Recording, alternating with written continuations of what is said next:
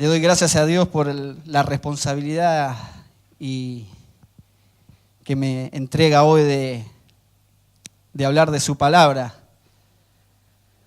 Y uno cuando sabe que está por predicar, por hablar la palabra de Dios, siente una responsabilidad enorme, porque sabemos que a través de uno Él quiere hablar a los corazones.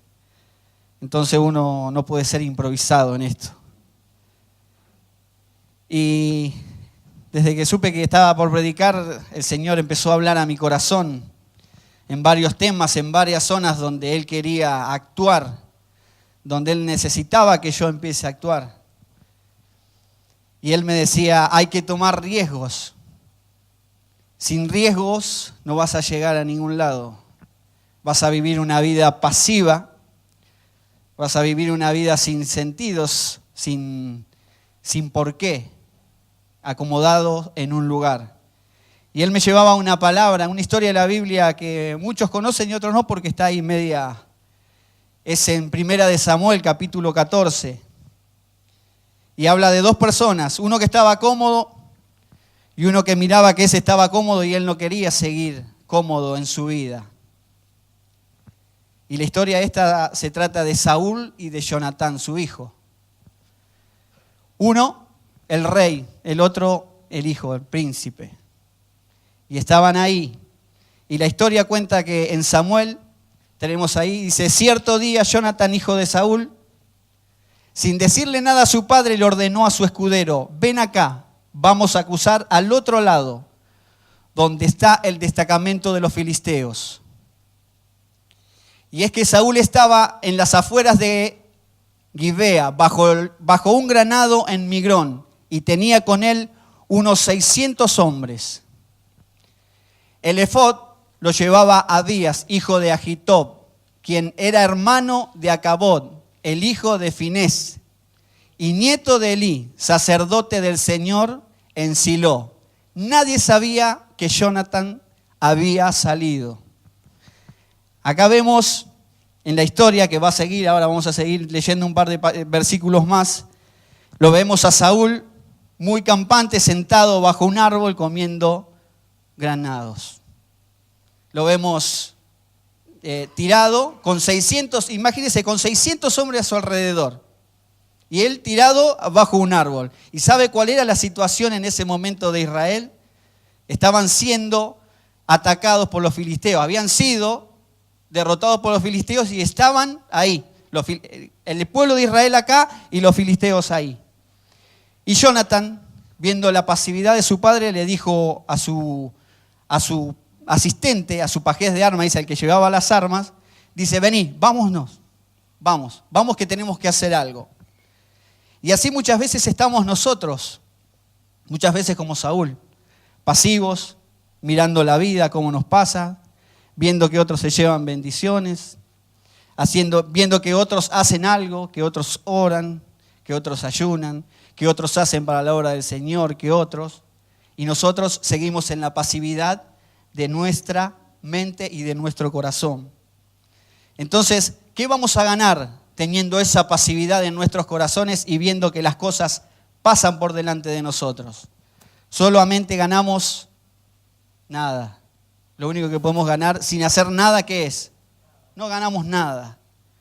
Entonces Dios me confrontaba en esa palabra. ¿Y vos qué estás haciendo? ¿Y vos qué vas a hacer? ¿Vos estás cómodo donde estás? ¿Vos estás bien? Entonces empecé a meditar en mi vida, entré en mi vida y me empecé a ver qué era lo que yo estaba haciendo. Y yo quería que Dios se moviera en mi vida, yo quería que Dios se moviera en mi familia. Entonces empecé a entender que tenía que actuar, que tenía que empezar a tomar riesgos. Porque así como estábamos, tengo mi trabajo, tengo mi familia, tengo mis hijos. Pero viendo más en profundidad donde yo estaba parado, era necesario que me moviera para que Él se pudiera mover. Entonces empezamos a tomar riesgos de familia. Empezamos a tomar riesgos para que Dios se moviera. Y empezamos a hacer cosas que no las hacíamos. Pero ¿sabe qué? Cuando empezamos a hacer esas cosas que no hacíamos, entró el temor. Porque decíamos, ¿y si ¿y si lo que hacemos no va a dar resultado? ¿Y si lo que vamos a hacer no va a dar resultados? Y hablábamos con mi esposa y decíamos, si no tomamos el riesgo, no lo vamos a saber. No vamos a saber qué pasó. Entonces empezamos a tomar riesgos. Y hasta el último momento mi esposa me decía, Martín, ¿pero vos estás seguro de lo que vas a hacer? Y yo le decía, sí, estoy segurísimo de lo que voy a hacer. Pero en mi interior, ¿sabe qué? Hacía así. Pero la palabra venía a mi vida, la palabra venía a mi mente y yo decía, no, si yo tengo al Dios que hizo todo, si yo tengo al Dios que todo lo puede, ¿por qué no puedo disfrutar de ese Dios que lo tiene todo? ¿Por qué yo tengo que estar pasando necesidades? ¿Por qué tengo que estar pasando enfermedades? ¿Por qué tengo que pasar esto? ¿Por qué tengo que pasar lo otro? Y empezamos a hacer cosas. Y empezamos a decir a nuestros hijos, no se los va a llevar el mundo. Vamos a agarrarlos y vamos a empezar a darle palabra. Que eso también nos dio tristeza porque mis hijos tienen uno 16 y la otra 21 22. Y nunca nos habíamos sentado como familia a hablar de la palabra de Dios.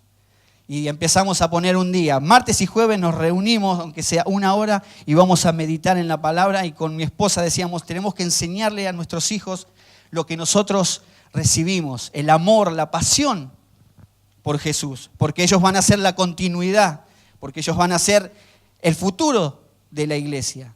Así como todo pasa, vamos a pasar nosotros. Y tenemos que dejar a alguien que siga el camino. Y usted sabe que uno dice, sí, empezamos, va fácil. Pero no, a la segunda reunión yo me levanté y me fui. Claro, porque mirábamos y hablábamos y mirábamos una prédica y los otros se reían porque el pastor por ahí se equivocaba o esto. Entonces yo decía, pero pongámonos serios en lo que estamos haciendo. Y se mataban de risa y está Lautaro presente, me levanté y me fui a la pieza. No es fácil cuando uno empieza a querer que Dios se quiera mover, que quiera que Dios se mueva en la vida de uno. Entonces vemos la historia de Jonathan y a mí me daba fe, me alentaba a seguir. Porque él viendo a su padre tirado bajo un árbol, él dijo, no, yo no tengo ese Dios. Ese Dios no es lo que... Dios no quiere que haga eso. Dice, yo voy a tratar de que con mis actos yo mover a Dios. Y el tipo hizo la decisión que nadie podía. Si uno es racionalmente cuerdo, vamos a ver lo que hizo Jonathan y va a decir, no podía haber ido por la más fácil. Pero Jonathan sabía que sin riesgo no había victoria. Así que el pasaje sigue en los versículos siguientes. Y para llegar a la guarnición de Filistea, Jonathan tenía que cruzar un paso entre 2 peñascos llamados Bosés y Cené. Próximo. El primero estaba al norte, frente a Micmas. El otro al sur, frente a Geba.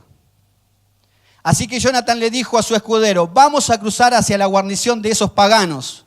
Espero que el Señor nos ayude, pues para Él no es difícil salvarnos, ya sea con mucho o ya sea con pocos.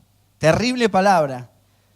Dios no necesita de mucho para hacer lo que quiere, ni de pocos tampoco. Él lo va a hacer, sea con muchos o sea con pocos. Seguimos.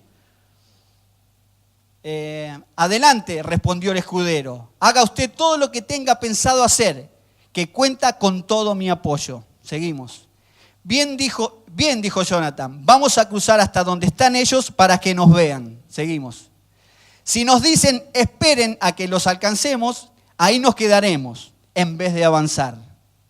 Pero si nos dicen, vengan acá, avancemos, pues será señal de que el Señor nos va a dar la victoria.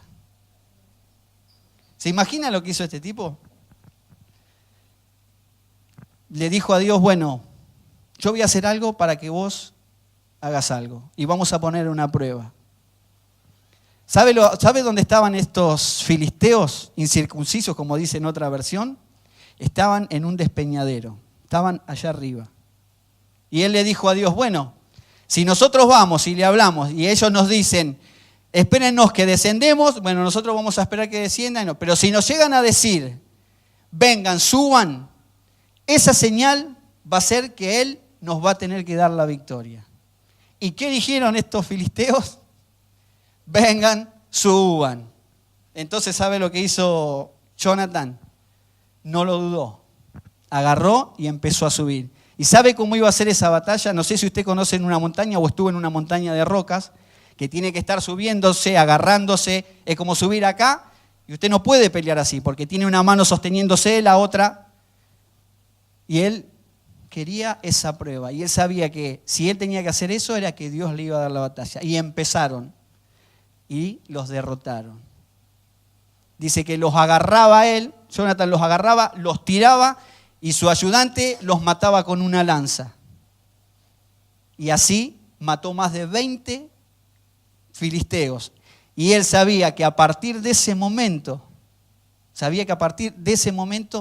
era victoria tras victoria. Porque Dios había visto que uno tenía ganas de hacer algo.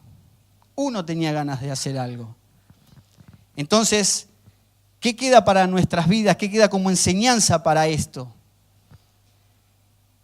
Si nosotros no empezamos a movernos, si nosotros no empezamos a hacer algo en nuestras vidas, la vamos a ver pasar. Tenemos el mejor Dios, tenemos el único Dios, el más poderoso. ¿Lo podemos creer a eso? ¿Lo podemos creer?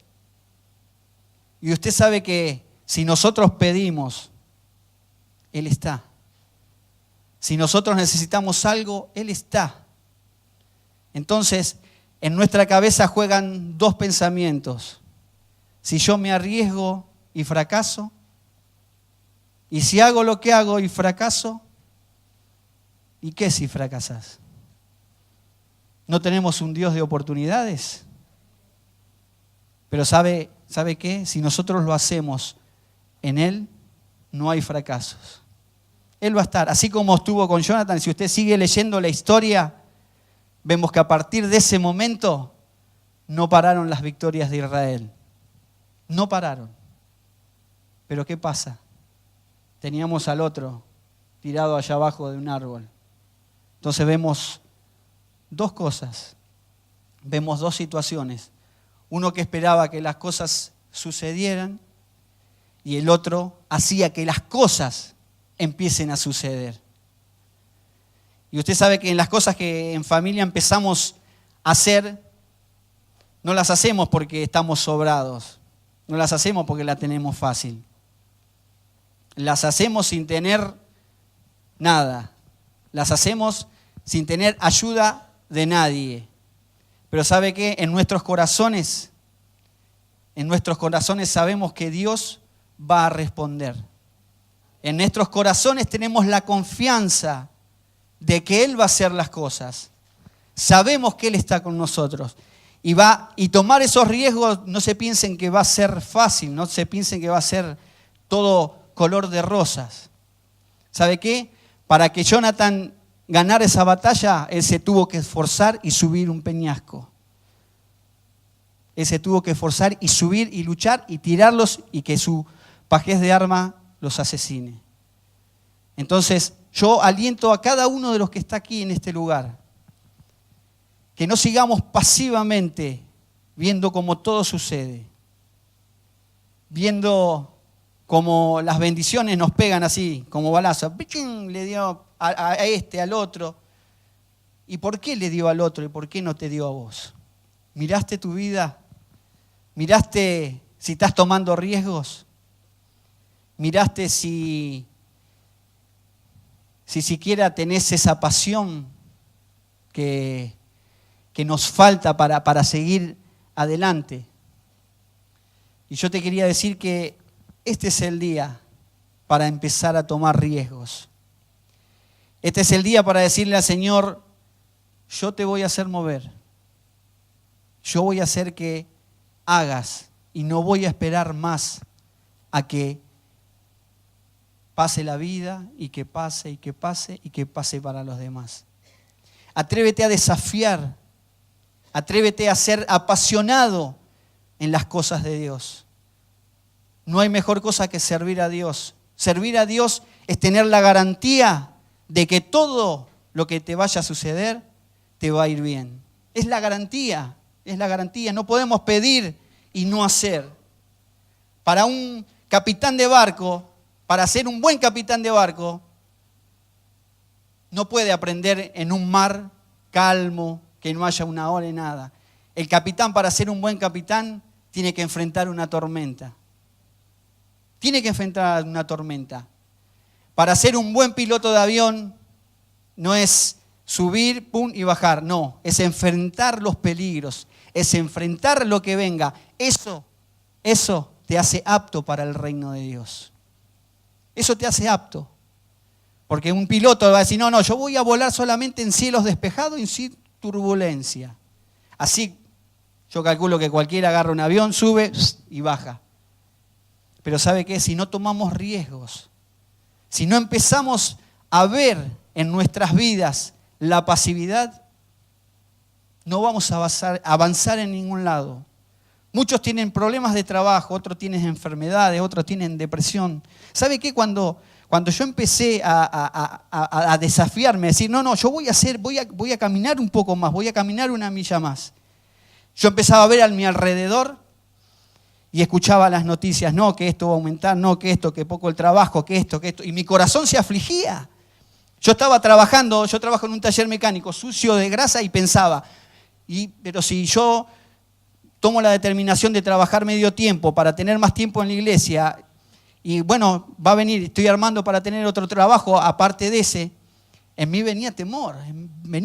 Entonces, ¿sabe lo que hacía? Yo me agarraba los auriculares, imagínense unos Sony, blancos así, yo todo lleno de grasa y unos auriculares Sony, puesto en la cabeza. La gente me miraba y mis compañeros me decían, vos estás loco, ¿qué hacías así?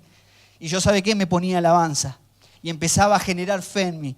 Escuchaba prédicas que me empezaban a generar fe. ¿Sabe por qué? Porque si empezaba a escuchar las voces de afuera, en mí se apoderaba el temor. Decía, no lo hagas, quédate, si estás tranquilo, tenés tu trabajo, tenés lo que tenés que tener. Ustedes vieron la máquina que tengo yo, un autazo. Y dije, ¿te vas a conformar con ese Duna 95? No me voy a conformar. El Duna me lleva para todos lados. Pero ¿sabe qué? Yo tengo un Dios más grande que cualquier cosa. Yo sé que tengo, como le decía a mis hijos cuando nos sentábamos a hablar, hijos, tienen un cheque en blanco ustedes tienen 20 años. Si sirven a Dios, van a tener las dificultades que puedan llegar a tener, pero saben que van a tener la victoria. Arriésguense, sírvanlo de todo corazón. Nunca lo abandonen, porque en Él está la garantía de éxito. En Él está la garantía, ¿sabe de qué? De que si estoy enfermo, puedo tener sanidad. Que si no tengo, lo voy a tener. En esta mañana yo quiero que empiece y medite en esta palabra, de decir, yo me voy a arriesgar, voy a hacer que Dios se mueva a mi favor. No voy a esperar que pase. Voy a hacer lo que Él se mueva. Y sabe que Él no tiene otra opción que moverse. ¿Sabe por qué?